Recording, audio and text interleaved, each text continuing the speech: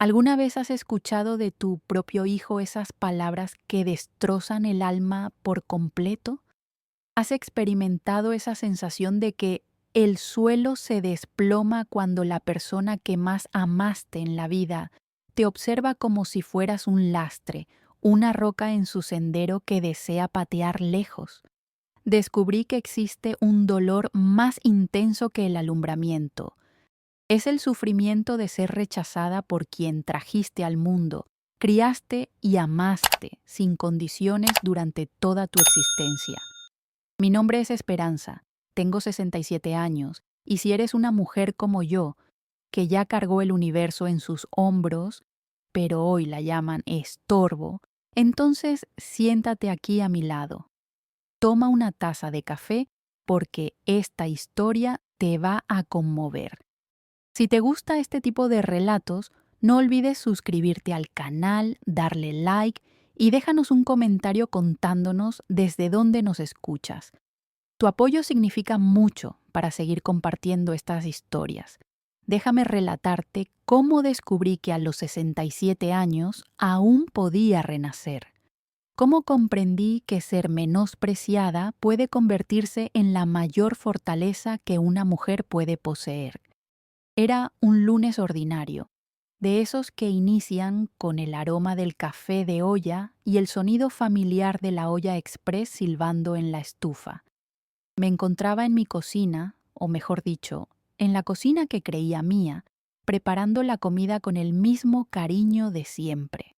Arroz blanco, frijoles refritos con epazote y cebolla, y ese pollo guisado con papas que mi nieto Pedrito tanto adoraba. Abuela, haz ese pollo sabroso, siempre decía, corriendo hacia mí y abrazándome por las piernas. El sol matutino se filtraba por la ventana de la cocina, iluminando la mesa de melamina que cubría con ese mantel de plástico con flores. ¿Sabes de esos antiguos que compramos en el mercado de San Juan? La radio sonaba bajito, una canción ranchera, de esas que hablan de nostalgia y familia. ¡Qué ironía!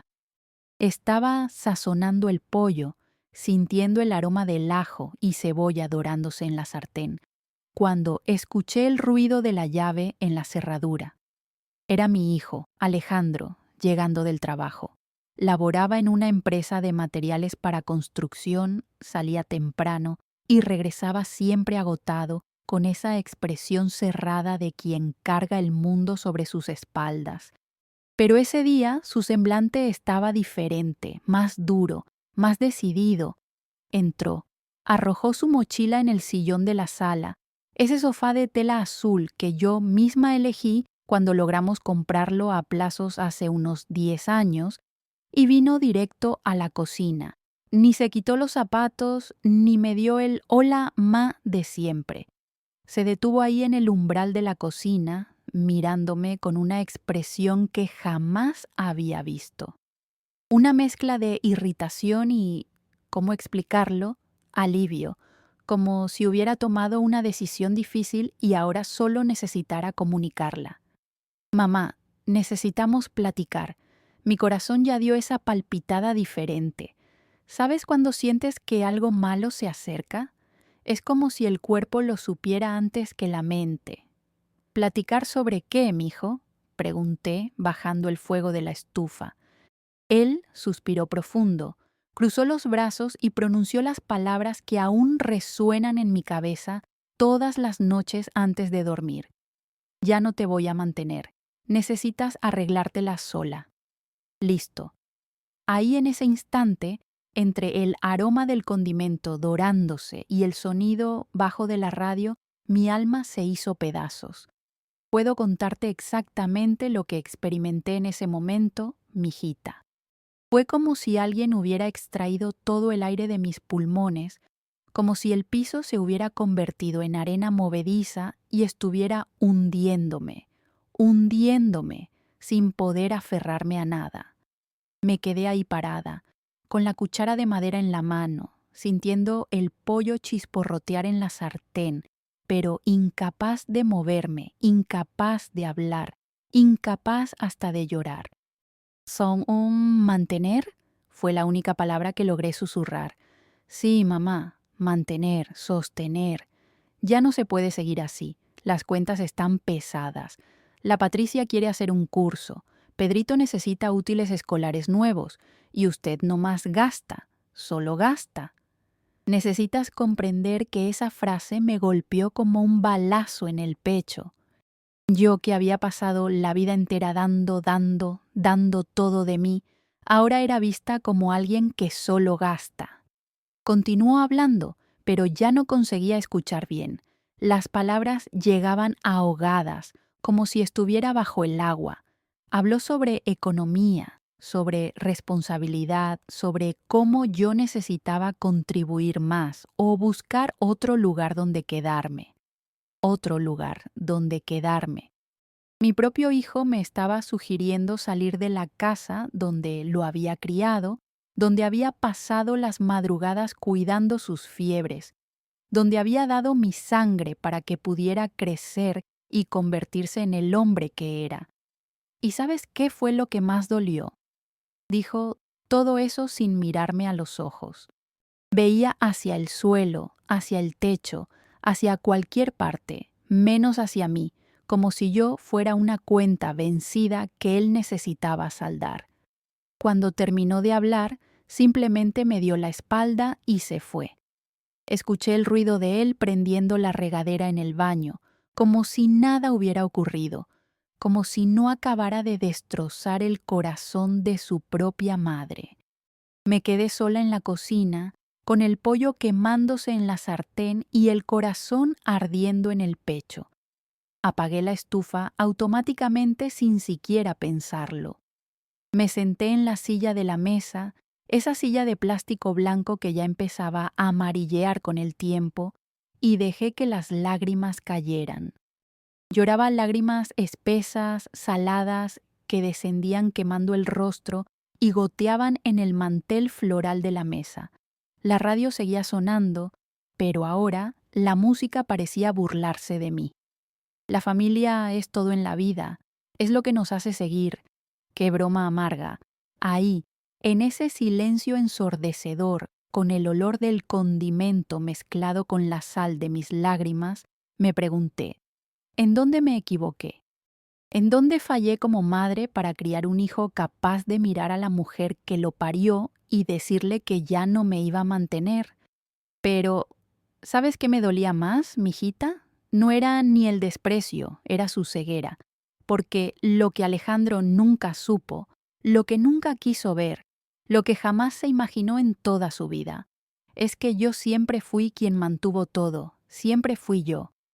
Mientras estaba ahí sentada, llorando en mi cocina, los recuerdos comenzaron a llegar como olas, una tras otra, ahogándome en memorias que dolían como herida abierta. Recordé el día que su padre se largó. Alejandro tenía 2 años, todavía usaba pañal, aún balbuceaba «mamá», corriendo por la casa con sus piernitas temblorosas. Era un domingo de julio, frío, con esa llovizna fina que moja despacio, pero empapa el alma. Roberto, el padre de Alejandro, empacó su maleta en una bolsa de plástico y dijo que iba a probar suerte en Guadalajara. ¿Y nosotros?, pregunté con Alejandro en brazos, tratando de no llorar frente a él. Ustedes se las arreglan, fue la respuesta. ¿Se las arreglan? La misma frase que 40 años después escucharía de mi propio hijo. ¿Será que la ingratitud se pasa de padre a hijo como herencia maldita? Recordé lo difícil que fue al principio. Solo tenía la primaria, ningún oficio, un bebé que criar y renta que pagar. Comencé trabajando de empleada doméstica en una casa de familia en la colonia del Valle. Doña Elena, la patrona, era hasta buena conmigo. Me dejaba llevar a Alejandro cuando no tenía con quién dejarlo. Se quedaba quietecito en el patio, jugando con los juguetes viejos de los hijos de ella, mientras yo lavaba, planchaba, cocinaba. Pero una casa sola no pagaba las cuentas. Entonces conseguí 2, 3 casas más por semana. Lunes, miércoles y viernes en una casa, martes y jueves en otra, sábado en la tercera. Alejandro se quedaba con la vecina, doña Celia, que cuidaba 4 o 5 niños más en un cuartito pequeño. Costaba casi la mitad de lo que yo ganaba, pero era lo que había. Salía de casa a las 5 de la mañana, cuando aún estaba oscuro, y regresaba a las 8 de la noche, con los pies hinchados y las manos ásperas de tanto producto de limpieza. Tomaba a Alejandro somnoliento en brazos, lo bañaba, preparaba la cena con lo que había en el refrigerador, muchas veces solo huevo con arroz, y lo ponía a dormir cantándole bajito. Nunca faltó comida, nunca faltó medicina, nunca faltó cariño. Aunque llegara a casa molida de cansancio, siempre tenía energía para jugar con él un ratito, para contarle un cuento, para darle un beso de buenas noches.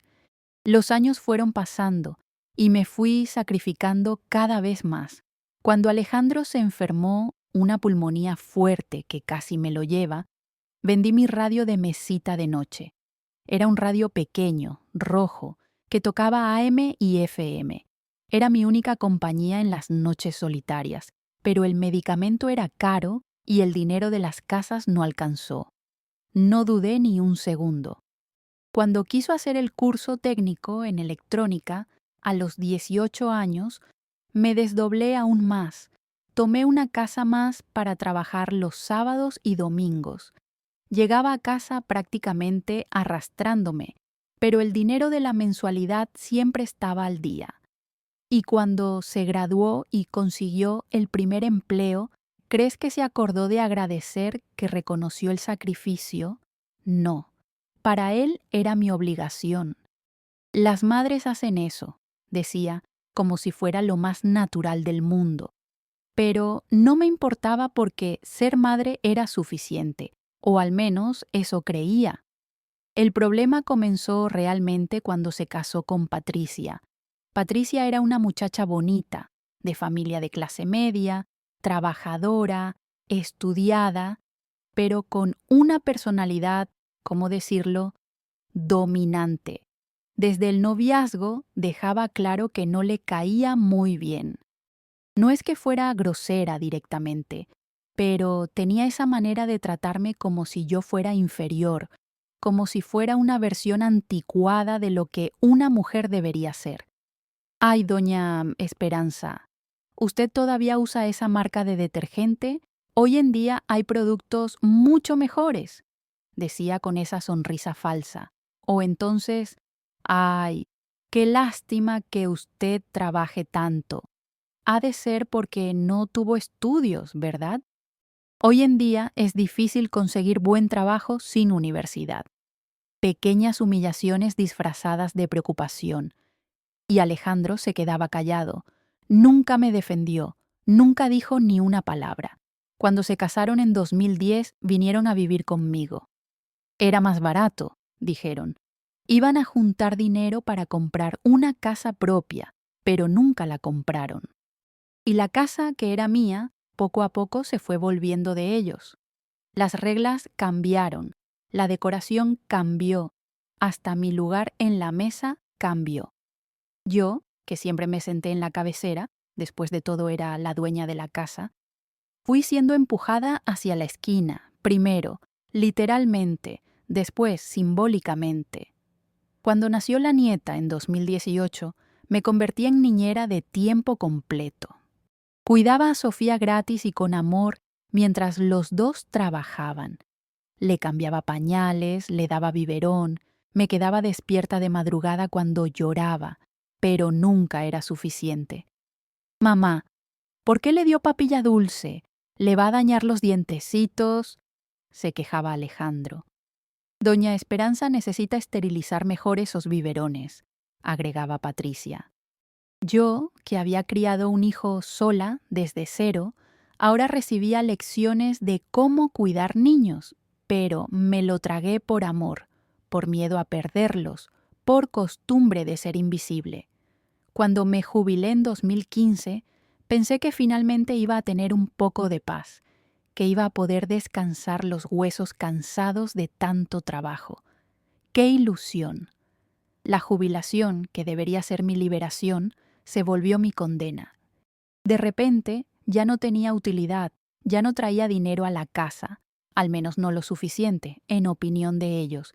Y como siempre estaba en casa, me convertí en una especie de empleada doméstica no remunerada. Limpiaba toda la casa, hacía comida todos los días, lavaba, planchaba, cuidaba a la nieta, pero a la hora de las decisiones importantes era excluida. Mamá, con todo respeto, pero usted no entiende de estas cosas. Quédese calladita, ¿sí? Esa frase se volvió común. Alejandro la decía siempre que yo trataba de opinar sobre algo, sobre la educación de la nieta, sobre arreglos en la casa, sobre las cuentas, sobre cualquier cosa. Yo, que había manejado una casa sola por décadas, que había criado un hijo y lo había convertido en un hombre de bien, ahora era considerada incompetente para dar una opinión. Y lo peor, lo permití por amor mal entendido, por miedo a crear conflicto, por esa manía nuestra de mujer de siempre poner la paz de la familia por encima de nuestra propia dignidad. Me fui convirtiendo en secundaria en mi propia vida. Pero, ¿sabes qué nunca descubrieron, mijita? ¿Sabes qué Alejandro, con toda su arrogancia, nunca se imaginó? Es que detrás de esa fachada de vieja jubilada inútil, yo siempre fui mucho más astuta de lo que pensaban. Desde que comencé a trabajar hace más de 40 años, siempre guardaba un poquito de mi dinero escondido. No mucho, a veces solo 50, 100 pesos al mes, pero guardaba. Tenía una lata de café que estaba dentro del ropero detrás de las toallas viejas. Cada mes ponía ahí las monedas y billetes que lograba ahorrar.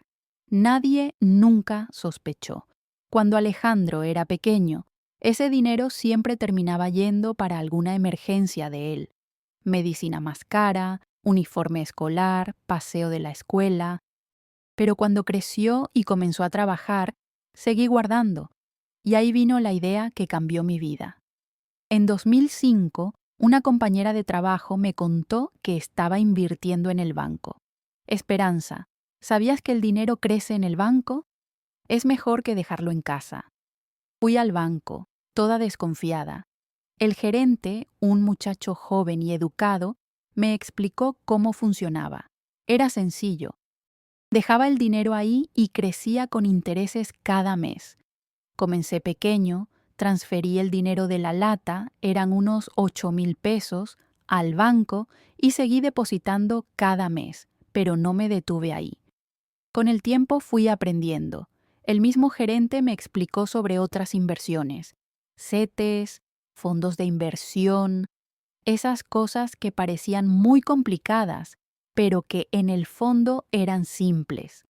Y fui invirtiendo despacio, siempre, pero invirtiendo. Después de la jubilación, con la reserva ya crecidita, tuve una idea más atrevida: comprar un terreno. Había un lote pequeño en la colonia vecina en oferta. El dueño necesitaba dinero rápido. Lo compré de contado sin avisar a nadie. Después, construí una casita sencilla en el fondo y la renté. La renta pagaba las mensualidades de la construcción y aún sobraba un dinerito. 2 años después compré otro terreno, mismo sistema. Hoy, mijita, y esto nunca lo supieron, tengo más de 700,000 pesos entre inversiones, terrenos y la renta de los alquileres. 700,000 pesos. Más dinero del que mi hijo gana en 10 años de trabajo. Pero para él yo era apenas la jubilada inútil que él necesitaba mantener. Estos recuerdos duelen, pero también curan. Después de esa terrible conversación sobre mis finanzas, pasé días enteros fingiendo que todo estaba normal. Me levantaba temprano, hacía el café, preparaba la comida, me ocupaba de las tareas domésticas, como siempre, pero por dentro algo había cambiado para siempre. Era como si una llave hubiera girado en mi cabeza, como si hubiera despertado de un sueño largo o sería pesadilla, y finalmente visto la realidad. Alejandro siguió tratando el asunto como si fuera algo ya decidido y que yo simplemente necesitaba aceptar. En los días siguientes, comenzó a comentar sobre opciones para mí. Mamá, vi que hay una casa de descanso ahí en la avenida central. Está bien cuidadita, tiene enfermera, actividades para los adultos mayores. Casa de descanso, estaba sugiriendo mandarme a un asilo. O la señora podría ver si la tía Celia tiene un rinconcito allá. Ella vive sola en esa casa grande. Tía Celia era mi hermana menor, que vivía en una casa sencilla con 3 cuartos pequeños. Quería que me mudara allá y me convirtiera en un favor que ella me estaría haciendo. Con cada sugerencia, yo solo movía la cabeza y murmuraba: «Vamos a ver, mijo». Pero por dentro, una fuerza que no sabía que existía estaba creciendo. Era rabia, era decepción, era finalmente el despertar de mi dignidad. No sé, solo sé que por primera vez en la vida comencé a verme con mis propios ojos, no con los ojos de otros. Durante esas conversaciones, Patricia se quedaba ahí al lado, asintiendo con la cabeza. A veces hasta complementaba las ideas del marido. Es cierto, doña Esperanza, usted necesita pensar en el futuro. No puede quedarse dependiendo de otros para siempre. Dependiendo de otros. La ironía de esa frase me cortaba por dentro. Yo que nunca había dependido de nadie en la vida. Yo que había sostenido sola a un hijo desde la cuna hasta la universidad. Yo que aunque jubilada seguía contribuyendo con los gastos de la casa, pero para ellos yo era la dependiente. ¿Y sabes por qué pensaban eso? Porque nunca conté sobre mis inversiones, nunca mostré mis estados de cuenta, nunca mencioné las rentas que recibía todos los meses. ¿Por qué? Por miedo. Miedo de que quisieran hacerse cargo de mi dinero. Miedo de que me vieran como una fuente de recursos en lugar de una persona. Miedo de que la codicia destruyera lo poco de familia que aún tenía. Qué tonta fui. Guardé mis secretos pensando que estaba protegiendo nuestra relación, pero lo que estaba haciendo era disminuirme ante sus ojos. Me estaba convirtiendo en una caricatura de mí misma. Mientras Alejandro y Patricia hacían planes para mi futuro, como si yo fuera una niña incapaz, yo comencé a hacer mis propios planes silenciosamente. Al día siguiente de esa conversación sobre opciones, esperé que todos salieran y fui a mi cuarto. Abrí el cajón de la cómoda, donde guardaba mis documentos personales, y tomé los estados de cuenta que llegaban cada mes por correo. Me senté en la cama y comencé a hacer las cuentas. Cuenta de ahorros, 180,000 pesos. CETES, 95,000 pesos. Fondo de inversión, 65,000 pesos. Terreno 1, valor de mercado, 120,000 pesos. Terreno 2, valor de mercado, 85,000 pesos. Renta mensual de los alquileres, 18,000 pesos. Total, 545,000 pesos. En patrimonio más 18,000 de renta mensual pasiva. Y eso sin contar mi jubilación de 12,000 pesos.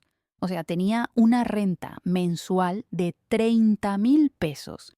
Casi el doble de lo que Alejandro ganaba trabajando 8 horas al día. Y ellos pensaban que necesitaban mantenerme. En ese momento, sentada en mi cama, con los papeles esparcidos a mi alrededor, me reí. Reí sola, bajito, para no llamar la atención. Reí de la ironía, reí de su ceguera, reí de mi propia tontería por haberme escondido tanto tiempo. Pero también lloré.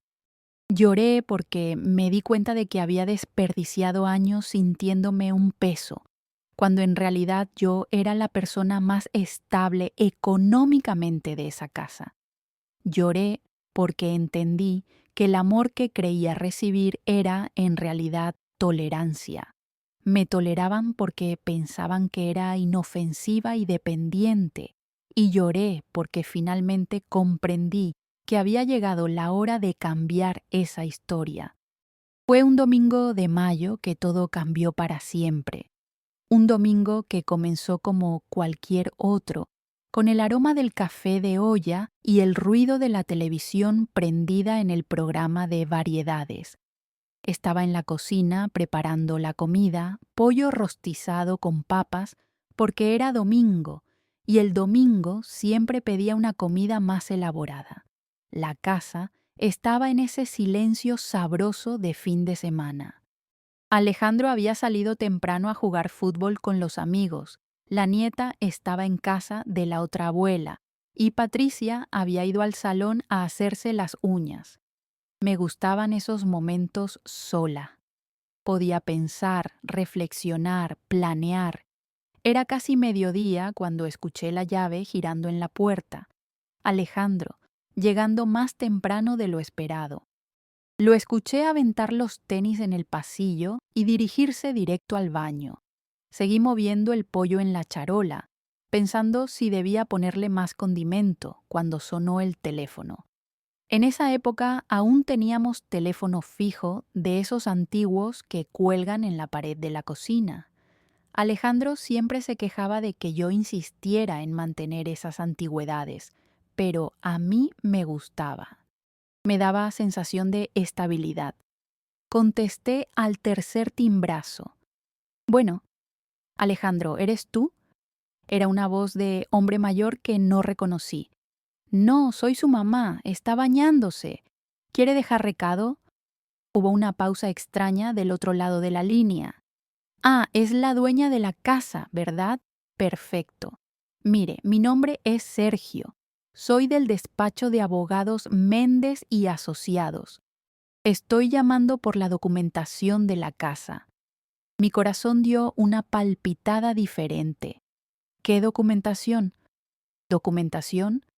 ¿Qué documentación, joven? Pues de la venta de la casa, señora.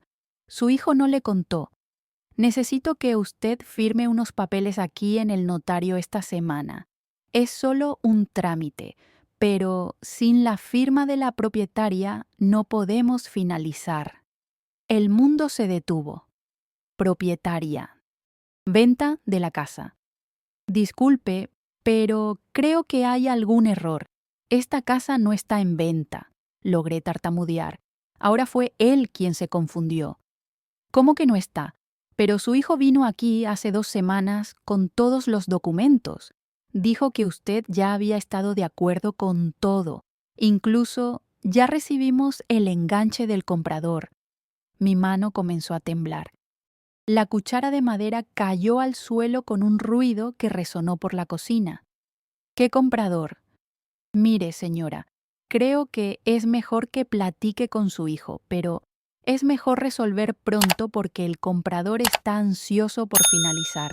Ya hizo el crédito en el banco. Colgué el teléfono sin poder decir más nada. Me quedé ahí parada, recargada en el fregadero, con las piernas temblorosas y el corazón disparado. La casa estaba siendo vendida. Mi casa, la casa que yo pagué ladrillo por ladrillo, con mi sudor y mis lágrimas. Y Alejandro no me había contado nada. Escuché que se cerró la regadera y sus pasos viniendo hacia la cocina. Respiré hondo y traté de recomponerme. Necesitaba entender qué estaba pasando antes de explotar.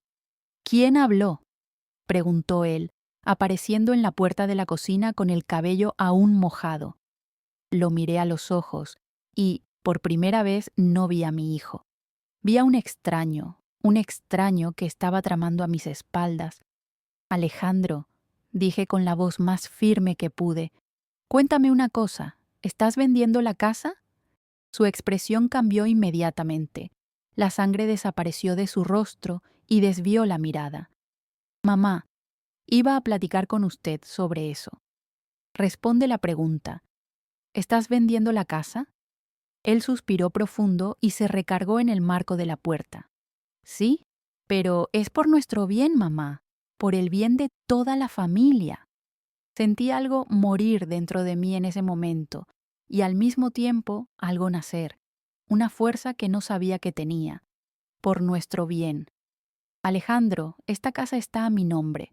¿Cómo puedes vender algo que no es tuyo? Mamá, usted no entiende. Necesitamos ese dinero. Tengo deudas. Patricia quiere hacer una maestría. Pedrito necesita escuela privada. ¿Y dónde voy a vivir yo? La pregunta salió más fría de lo que pretendía. Él me miró como si fuera obvio. Ya platicamos sobre eso, ¿se acuerda? Usted puede irse a casa de la tía Celia o buscar algún lugar más pequeño, más barato. ¿Lugar más pequeño? Repetí, sintiendo la rabia subir por la garganta como bilis. Alejandro, explícame una cosa. ¿Cómo conseguiste los documentos de la casa? Se puso colorado. Los tomé de su cajón. Mamá, usted nunca maneja esas cosas de todas formas. Solo estoy ayudando. ¿Ayudando? Llamó robar mis documentos y vender mi casa a mis espaldas a ayudar. ¿Y Patricia sabe de esto? Claro que sabe. Hasta fue idea de ella. Dijo que no tiene sentido que usted se quede con una casa tan grande solo para ella. Solo para ella, como si yo fuera una intrusa en mi propia casa. ¿Y cuándo me iban a contar? Después de que todo estuviera resuelto para no preocupar a usted con los detalles. No preocupar. Me estaban robando y todavía tenían el descaro de decir que era para no preocuparme. Fue cuando decidí que conocerían a la verdadera esperanza. Siéntate aquí, dije, señalando la silla de la mesa. Ahora él obedeció, probablemente porque nunca me había visto con esa voz de mando. Alejandro, respóndeme algo con sinceridad. ¿Ustedes creen que soy tonta? Mamá, ¿qué pregunta es esa? Claro que no. Entonces, explícame por qué creen que pueden engañarme de esta manera. Comenzó a tartamudear alguna disculpa, pero levanté la mano. No, ahora me vas a escuchar. ¿Crees que puedes vender mi casa, aventarme a casa de otros y encima decir que es por mi bien? Mamá, usted está exagerando. Exagerando. Mi voz salió más alta de lo que quería. Alejandro, falsificaste mi firma. Silencio. Responde. Yo solo firmé en lugar de usted, pero todo es legal, mamá. La casa va a ser nuestra algún día.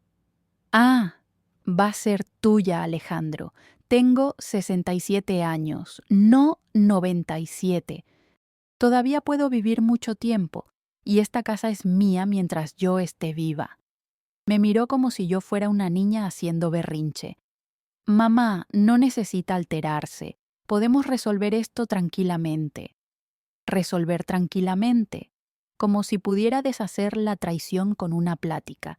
¿Y si yo no quiero que vendan? Mamá, sea razonable. Usted no tiene condiciones de mantener esta casa sola y nosotros no podemos seguir sosteniéndola. Sosteniendo. La palabra salió como una bofetada. ¿Quién sostiene a quién en esta casa, Alejandro? Usted no entiende de cuentas, mamá. Deje que nosotros nos encargamos de eso. No entiendo de cuentas.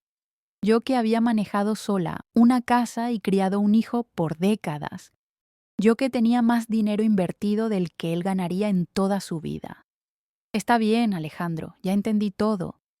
Me levanté de la silla con una calma que yo misma me sorprendí de tener. Mamá, no va a hacer drama, ¿verdad?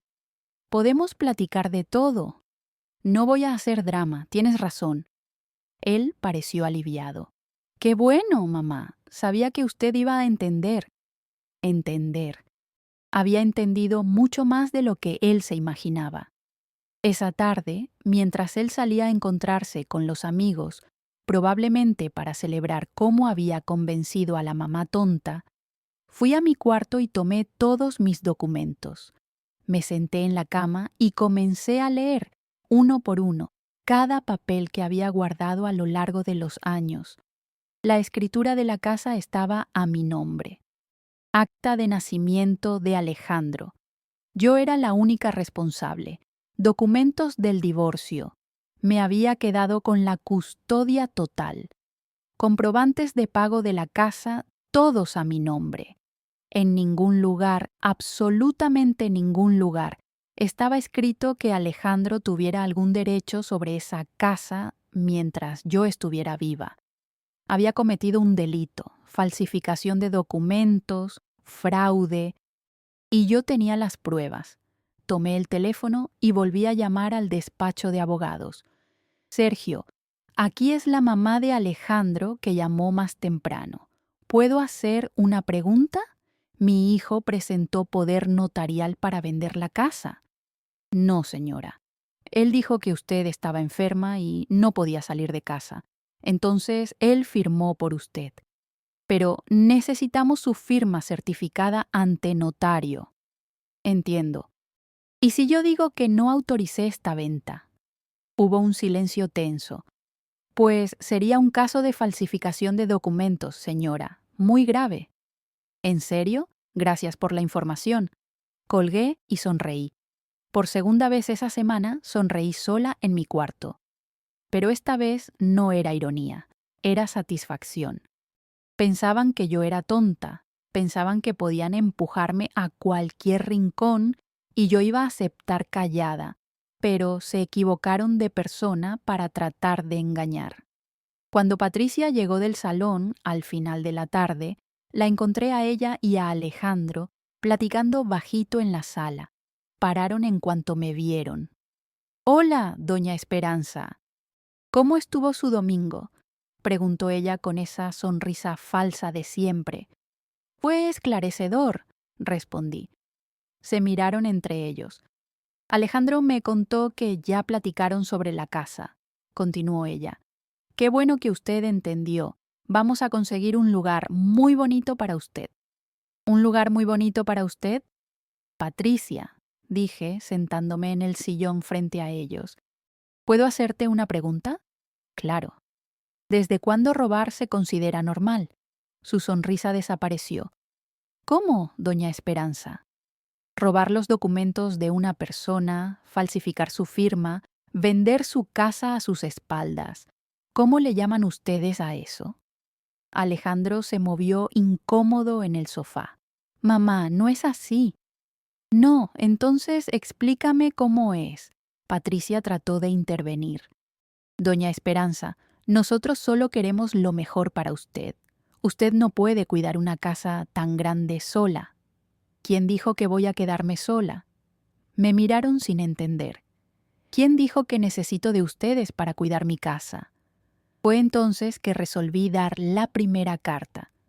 «¿Saben cuánto gano al mes?». «Usted recibe la jubilación», comenzó Alejandro, «además de la jubilación». Silencio. «Recibo 18,000 pesos de renta cada mes de 2 casas que construí y renté».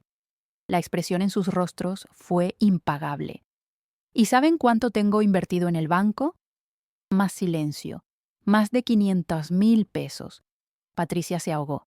«¿500,000 pesos?». «Así es, 500,000 pesos. Dinero que junté trabajando toda la vida mientras ustedes pensaban que yo era una pobrecita dependiente».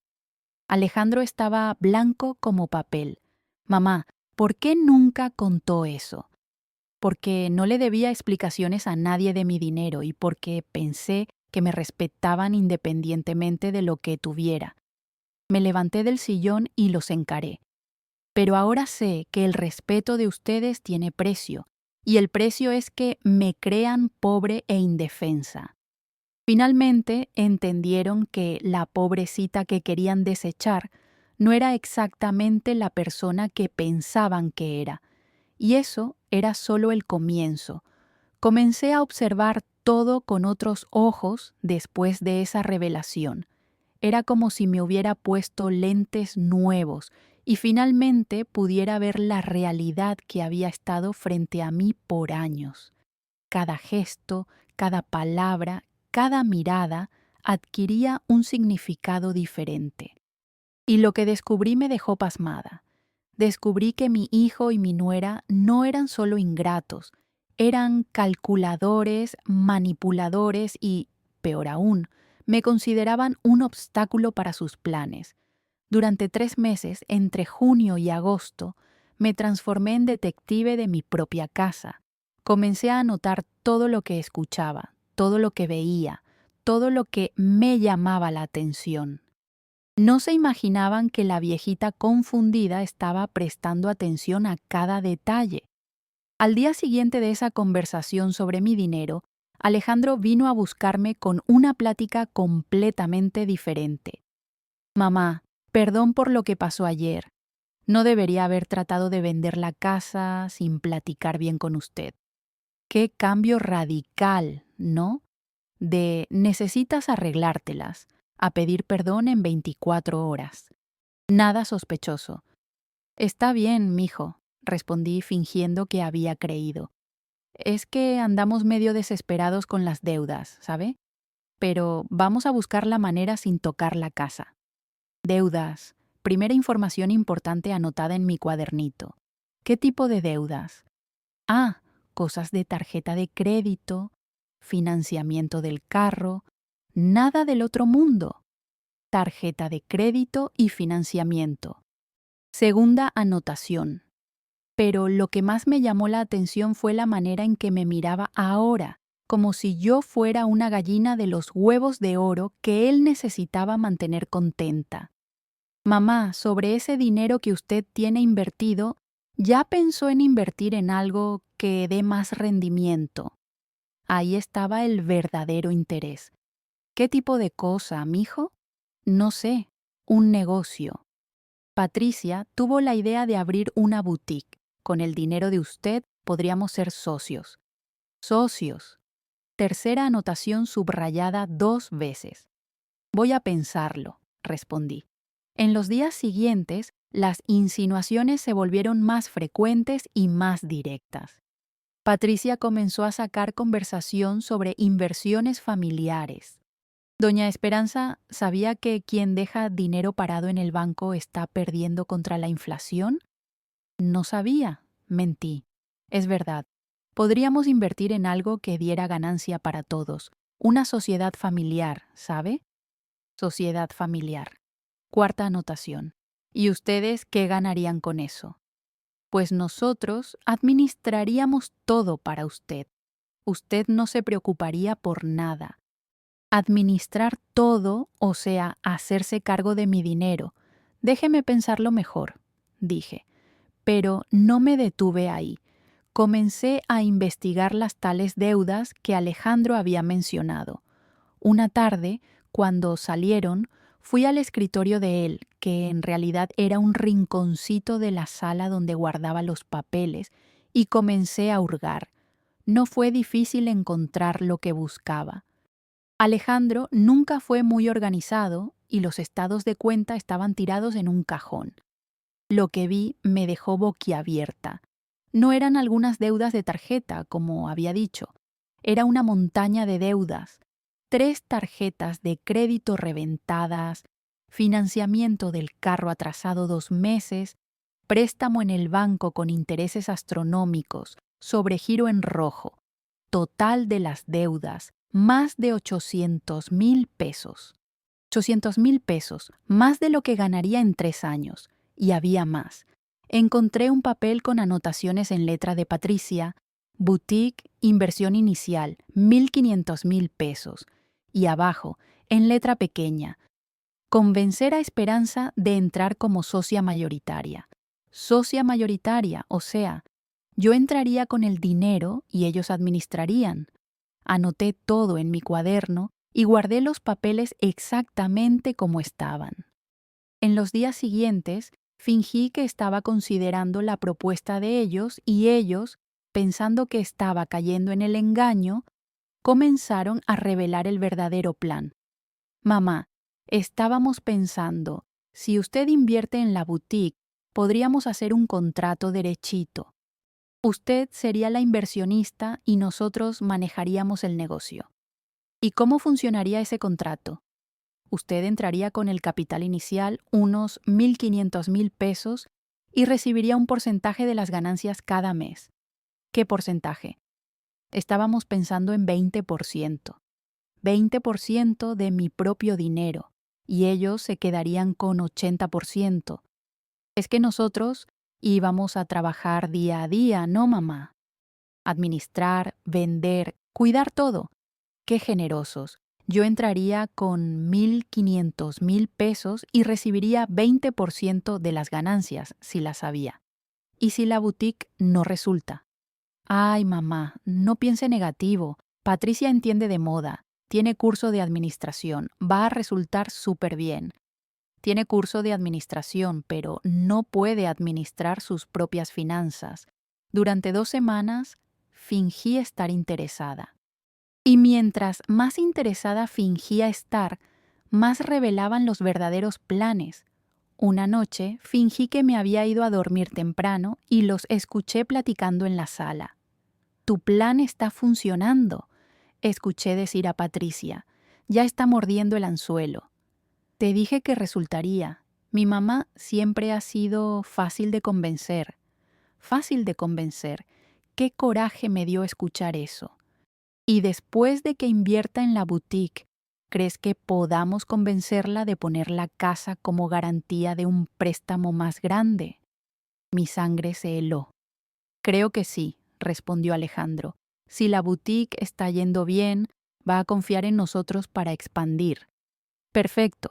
Así pagamos nuestras deudas y nos quedamos con un negocio propio.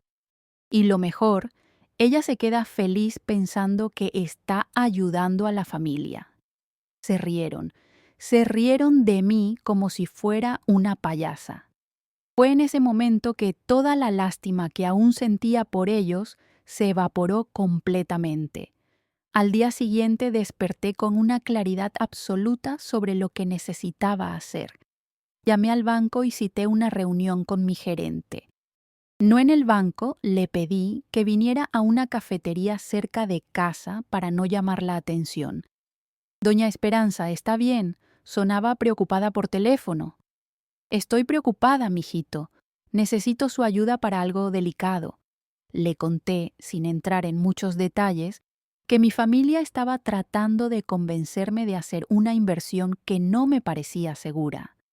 La señora quiere una segunda opinión sobre el negocio. Quiero más que eso. Quiero proteger mi dinero. Me explicó varias opciones. Podía transferir el dinero a una cuenta en otro banco. Podía hacer inversiones que solo yo pudiera mover. Podía hasta hacer un testamento específico. Pero lo que recomiendo es que busque un abogado para protegerse legalmente. Abogado era exactamente lo que necesitaba. ¿Conoce alguno? Sí, un especialista en derecho familiar, muy serio, trabaja con personas de la tercera edad. Le paso el contacto. El mismo día llamé al LIC, Ricardo Fonseca. Licenciado, me dijo. Me gustó que me tratara así.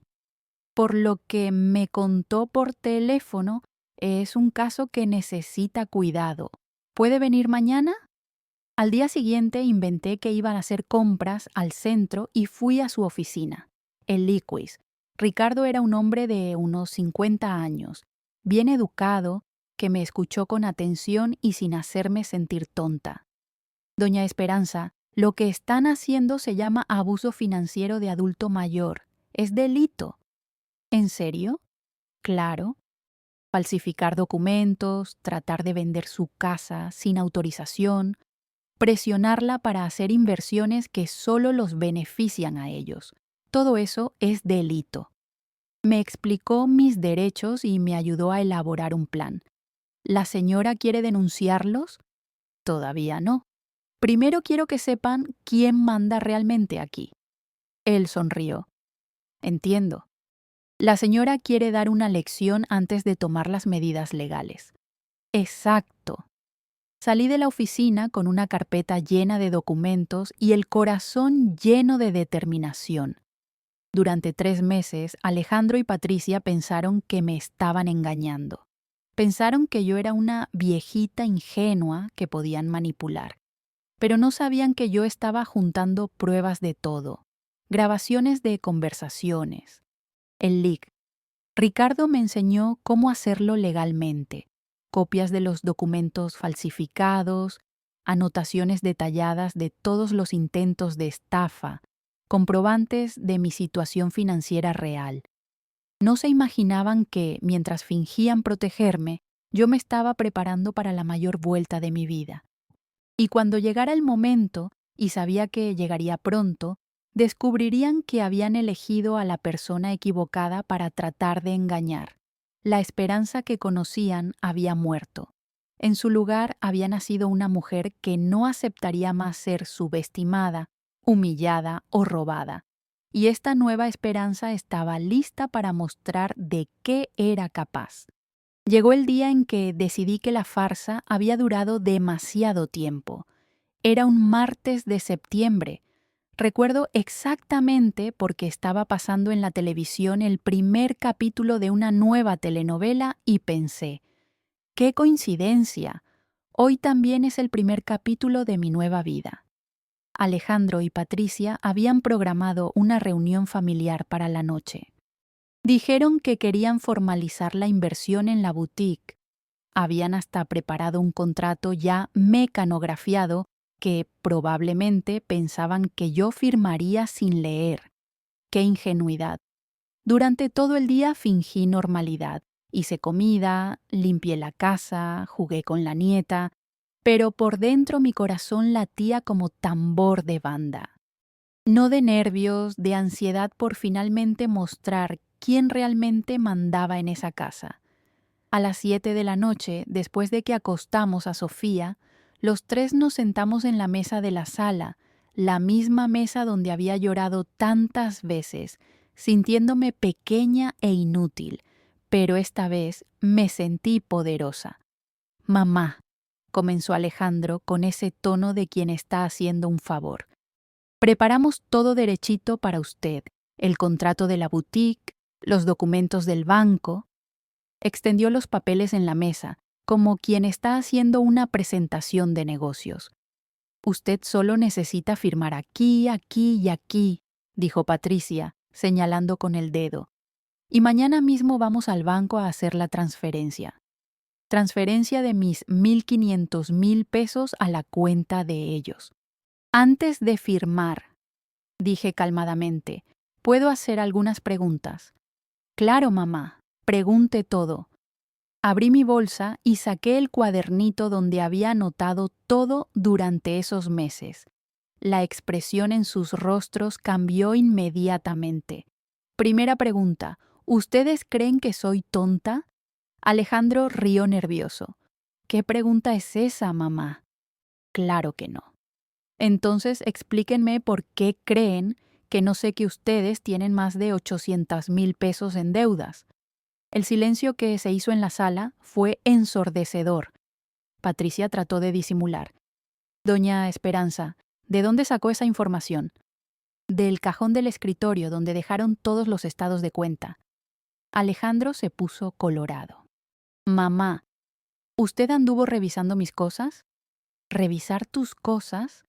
Alejandro, esta es mi casa. Puedo revisar lo que se me ocurra. Volteé una página del cuaderno. Segunda pregunta. ¿Creen que no escucho cuando platican? Se miraron entre ellos. El 15 de agosto a las 10 de la noche estaban aquí en esta sala platicando sobre cómo yo era fácil de convencer y cómo iban a usar mi dinero para pagar sus deudas. La cara de Patricia se desplomó. ¿Usted estaba escuchando? Estaba y grabando. Saqué el celular que el Lick, Ricardo, me había enseñado a usar para grabaciones. ¿Quieren oír? Presioné play. La voz de ella salió clara. Tu plan está funcionando, ya está mordiendo el anzuelo. Y la voz de él. Te dije que resultaría. Mi mamá siempre ha sido fácil de convencer. El silencio ahora era mortal. Tercera pregunta. Continué sintiendo una satisfacción que nunca había experimentado en la vida. ¿Realmente pensaban que yo iba a dar 1,500,000 pesos y quedarme contenta recibiendo 20% de vuelta? Alejandro trató de recuperarse. Mamá, no es así. Nosotros íbamos a trabajar, a administrar. ¿Administrar igual que administran sus propias finanzas, debiendo 800,000 pesos? Patricia intentó una última jugada. Doña Esperanza, podemos explicar todo. ¿Pueden explicar cómo planeaban usar mi casa como garantía para sacar más préstamos? Ahora fue su turno de ponerse pálidos, porque yo también escuché esa conversación y la grabé. Me levanté de la silla y los miré a los ojos. Cuarta pregunta.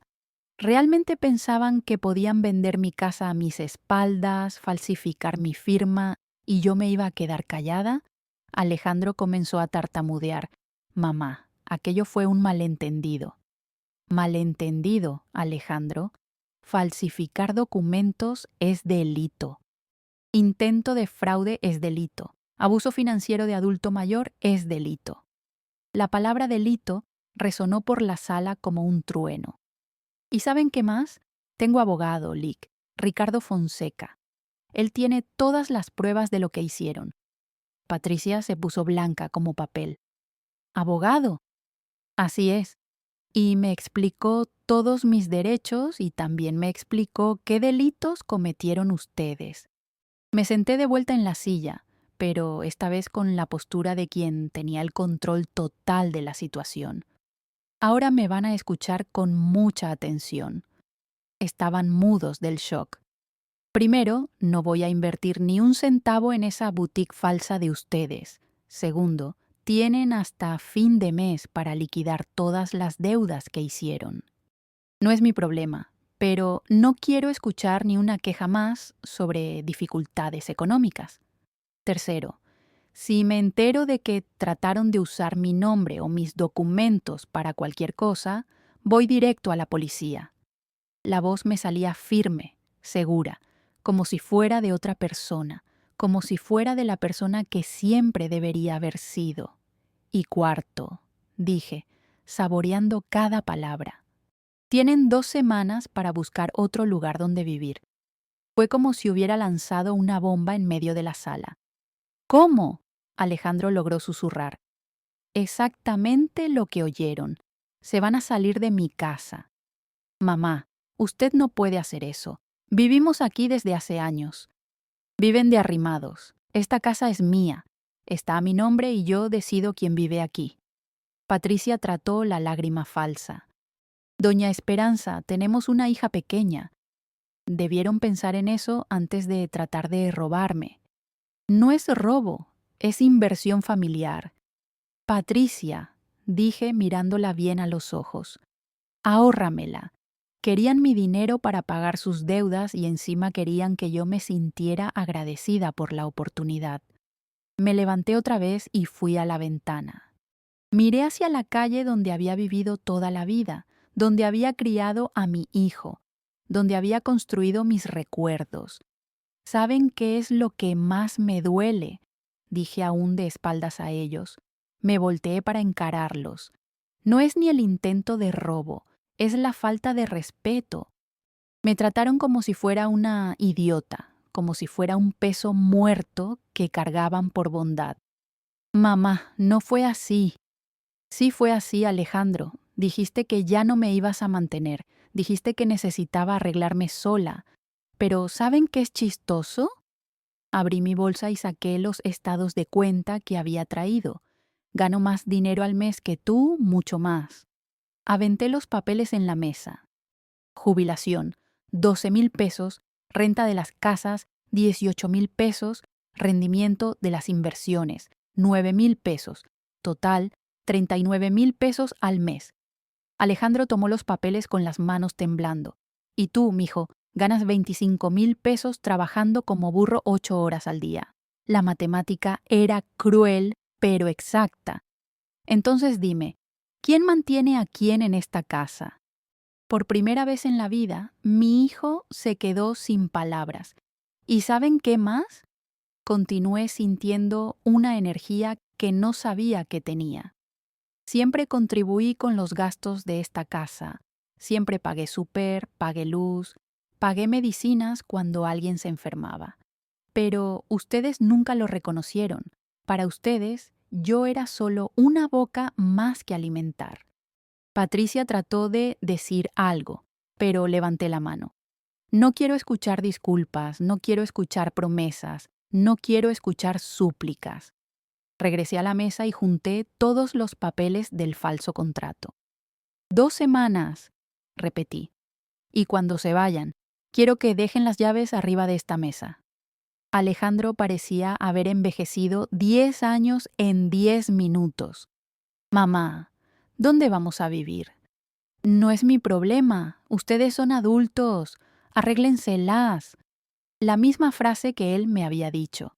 Finalmente entendieron que la mujer que pensaban conocer nunca había existido de verdad. Y la mujer que existía de hecho no iba a aceptar más ser pisoteada. Hoy, 8 meses después de ese martes que cambió mi vida para siempre, despierto todas las mañanas con el sol pegando en la ventana de mi departamento y siento una paz que no sabía que existía. No siento remordimiento por lo que hice, ni un poquito. Al contrario, siento orgullo. Orgullo de haber finalmente encontrado el valor que siempre estuvo dentro de mí, pero que mantenía escondido por miedo de lastimar a quien amaba.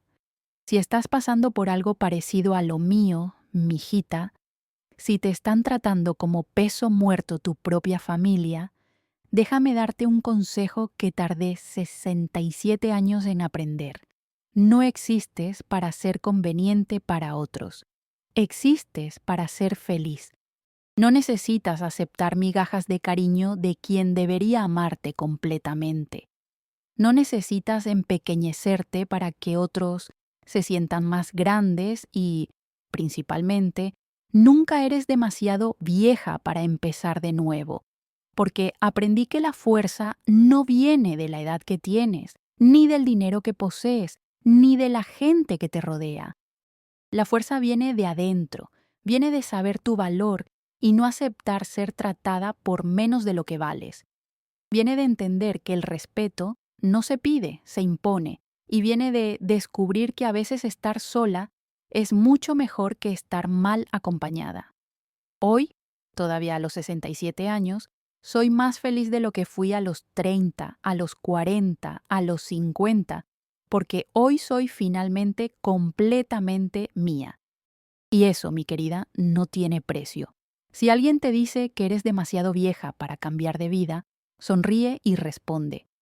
Puede ser que sea vieja, pero todavía soy más joven de lo que voy a ser mañana. Y mientras tenga mañana, tengo esperanza. La vida no se acaba a los 60, a los 70, a los 80 años. La vida vuelve a empezar cada vez que decides que mereces algo mejor. Yo decidí, ¿y tú?